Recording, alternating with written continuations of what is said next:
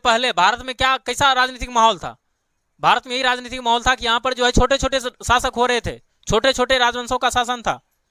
उनमें से बहुत सारे शासक को पड़े, सुंग वंश पड़े, कन वंश पड़े, सातवाहन पड़े, मेघवाहन पड़े, देसी शासकों, विदेशी में इंडो ग्रीक हो गया, शक हो गया, पार्थियन हो गया, कुषाण हो गया, इन छोटे छोटे राजवंशों के द्वारा शासन चला जाता था। फिर क्या हुआ कि फिर एक ऐसा राजनीतिक स्थिति, ऐसा एक राजनीतिक माहौल बना कि फिर से भारत में एक शक्तिशाली साम्राज्य की स्थापना की जाती है, ठीक है। और वह शक्तिशाली साम्राज्य कौन है? गुप्त। और इसका स्थापना कब होता है? इसका शासनकाल, गुप्त साम्राज्य का समय क्या है? गुप्त साम्राज्य का समय है 3री शताब्दी से लेकर, ठीक है, 6ठी शताब्दी तक, अर्थात हम कह सकते हैं 300 ईस्वी से लेकर, ठीक है, 550 तक इसका शासनकाल चलता है, इसका शासन चलता है। किसका? गुप्त साम्राज्य का। और इसके अंतर्गत पृष्ठभूमि का समझ लिया। और गुप्त साम्राज्य कहा जाता है, इसका आरंभिक जो शासक हुआ श्री गुप्त इत्यादि, किसका सामंत हुआ करता था? कुषाणों का, ठीक है। इसलिए इनके द्वारा, श्री गुप्त के द्वारा जो महाराज की उपाधि धारण किया गया था, और महाराज का उपाधि किसको दिया जाता था? सामंतों को उपाधि थी, इसलिए यह सामंत ही था। बाद में इन्होंने खुद का साम्राज्य स्थापित कर लिया, ठीक है। तो गुप्त साम्राज्य में याद रखना, स्रोत के बारे में 3 स्रोतों को याद रखना। 3 स्रोतों से हम गुप्तों का इतिहास पढ़ते हैं, ठीक है। कौन कौन सा? साहित्यिक, पुरातात्विक और विदेशी यात्रियों का विवरण। साहित्यिक में याद रखना 4-5 ऐसा ग्रंथ है जिससे जो है हमें गुप्त साम्राज्य की जानकारी मिलती है, और उसके लेखक के बारे में भी याद रखना जरूरी है। तो पहला ग्रंथ है तुम्हारा देवी चंद्र गुप्तम। देवी चंद्र गुप्तम जो है विशाखादत्त के द्वारा लिखा गया। और देवी चंद्र गुप्तम में किसका किसका इतिहास है? इसमें इसके अंतर्गत जो है रामगुप्त, साथ ही साथ उसका छोटा भाई चंद्रगुप्त द्वितीय का जानकारी मिलता है, जिसे हम विक्रमादित्य भी कहते हैं। किस ग्रंथ से? देवी चंद्र गुप्तम से। और यह एक प्रकार का नाटक है। क्या है? नाटक। अगला है हमारा मृच्छकटिकम। मृच्छकटिकम जो है शूद्रक के द्वारा लिखा गया था। किसके द्वारा? शूद्रक के द्वारा। उसके अलावा नेक्स्ट जो हमारा ग्रंथ है कामासूत्र, इसकी रचयिता कौन है? वात्स्यायन, ठीक है। इससे भी हमें जो है गुप्त साम्राज्य की जानकारी मिलती है। और कालिदास की रचनाएं, गुप्त साम्राज्य में सबसे महान कवि अगर कोई हुआ तो कौन हुआ? कालिदास। कालिदास का बचपन से नाम सुना होगा तुम लोग, और यह कालिदास गुप्तों के काल में ही हुआ। इसके द्वारा बहुत सारे ग्रंथ लिखा गया, ठीक है। जैसे पहला रचना हो गया तुम्हारा मालविकाग्निमित्रम, कुमार संभवम, ऋतु संहार, ठीक है, अभिज्ञान शाकुंतलम इत्यादि और कुछ ग्रंथ है जो कालिदास के द्वारा लिखा गया। इससे हमें गुप्तों की जानकारी मिलती है। ये तुम्हारा हो गया साहित्यिक स्रोत।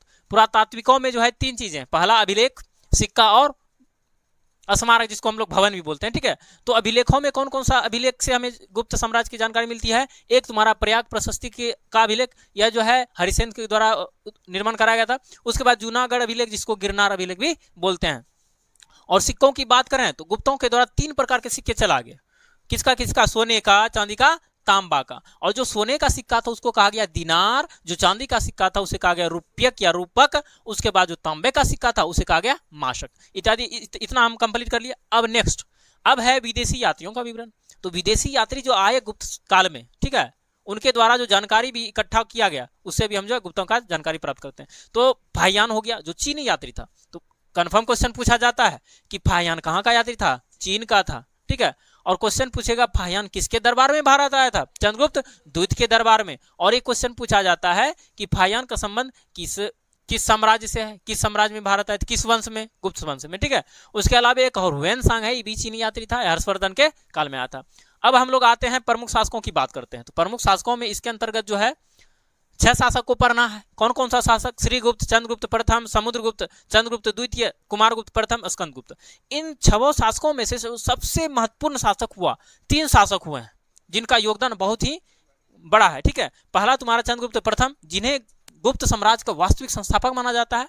दूसरा समुद्रगुप्त, जिन्होंने इस गुप्त साम्राज्य को विस्तार करने का काम किया। और तीसरा चंद्रगुप्त द्वितीय, जिसको विक्रमादित्य बोलते हैं। इन तीनों पर विशेष फोकस करना है, विशेष ध्यान देना है। इन तीनों से ज्यादा क्वेश्चन बनता है, ठीक है। तो सबसे पहले हम लोग आ जाते हैं पहला शासक श्रीगुप्त पर।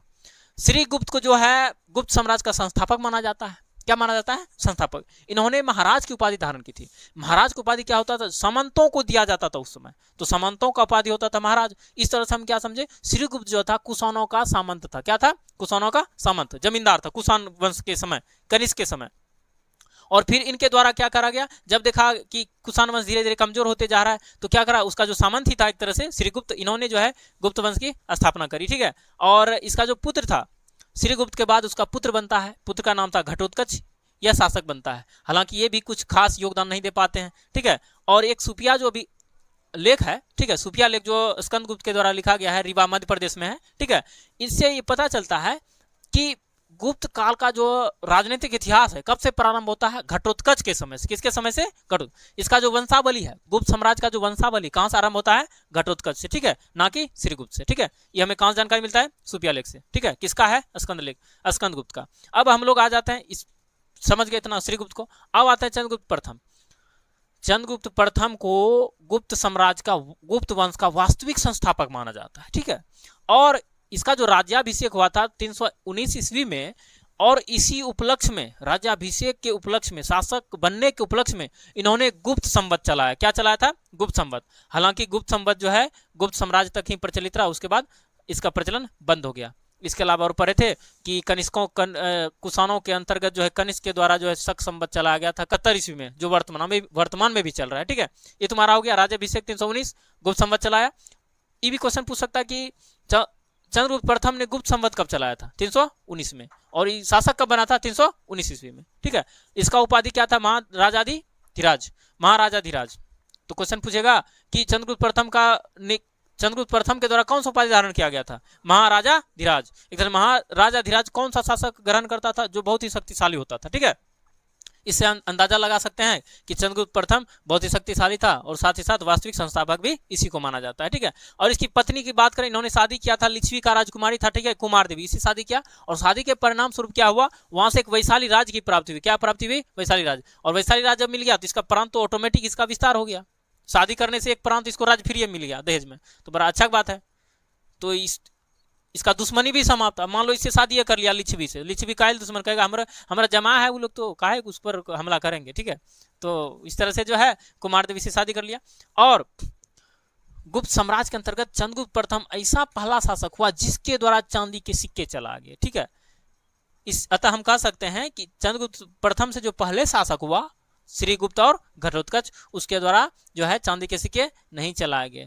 तो गुप्तों के अंतर्गत सबसे पहले चांदी का सिक्का किसने चलाया? चंद्रगुप्त प्रथम ने, ठीक है। और जब इसका उत्तराधिकारी समुद्रगुप्त शासक बनने के लायक हो गया, तब क्या करता है? उसे सत्ता सौंप कर खुद क्या कर लेता है? संन्यास ग्रहण कर लेता है, ठीक है। इस प्रकार से अगला शासक जो है समुद्रगुप्त बहुत ही शक्तिशाली शासक साबित हुए। उसका अध्ययन हम लोग नेक्स्ट क्लास में करेंगे, ठीक है। इतना तुम लोग याद रख ले सिर्फ। तो तब तक के लिए टेक केयर, घर में अच्छे से मेहनत करो, रिवीजन करो, उसके बाद फिर मिलते हैं अगले क्लास में।